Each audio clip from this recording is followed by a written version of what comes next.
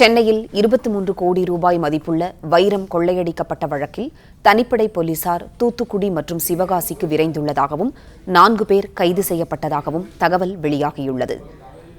கூடுதல் தகவல்களை வழங்குகிறார் செய்தியாளர் கதிரவன்.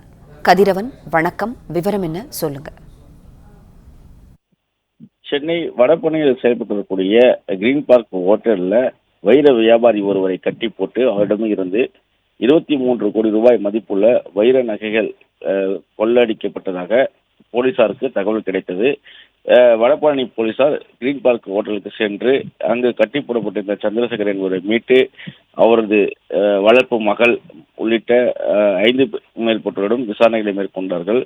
குறிப்பாக சந்திரசேகருக்கு நெஞ்சு வலி ஏற்பட்டு மருத்துவமனைக்கு சிகிச்சை பெற்று அவர் தற்போது வீடு திரும்பியதாகவும் அவரிடம் நடத்தப்பட்ட விசாரணையில மதுரையை சேர்ந்த ஒரு தொழிலதிபரிடமிருந்து இந்த வைரங்களை 17 கேரட் வைரத்தை வாங்கி வந்து அதனை விற்பனை செய்வதற்காக இடைத்தரகராக இருக்கக்கூடிய ஆருக்கு ராஜ் மற்றும் ராகுல் என்பவர்கள் உதவியோடு 4 பேர் இந்த வைரத்தை வாங்குவதாக கூறி நேற்று கிரீன் பார்க் ஹோட்டலுக்கு மதியம் 12:30 மணி நேரத்துக்கு வர சொன்னதாகவும் 4வது மாடியில் உள்ள அறை எண் 636 தன்னை வரவைத்து அங்கு பணத்தை தருவதாக கூறியதன் பேரில் தானும் தனது மகள், வளர்ப்பு மகள் மற்றும் நண்பர்கள் உதவியோடு நாங்கள் சென்றதாகவும் 12:30 மணியில் பேசிக் கொண்டிருந்த போது பணத்தை தருவதாக கூறி வெளியே சென்றவர்கள் தன்னை கட்டி வைத்துவிட்டு தன்னிடம் வைரத்தை பறித்து சென்றதாகவும் அவர் புகார் அளித்திருந்தார்.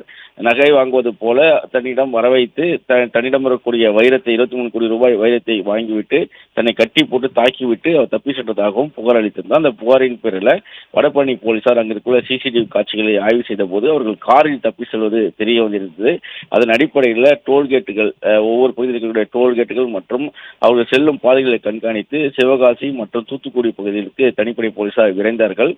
அதன் அடிப்படையில் தற்போது தூத்துக்குடி மாவட்ட போலீசாரின் உதவியோடு போலீசார் 4 பேரை கைது செய்திருப்பதாகவும் தெரிவிக்கப்பட்டிருக்கிறது. லண்டன் ராஜன் உள்ளிட்ட 4 நபர்களை அவர்கள் கைது செய்திருப்பதாகவும் அவரிடம் தொடர் விசாரணைகள் நடைபெற்று வருவதாகவும் சென்னை போலீசாரும் தற்போது தூத்துக்குடி விரைந்திருப்பதாகவும் தெரிவிக்கப்பட்டிருக்கிறது.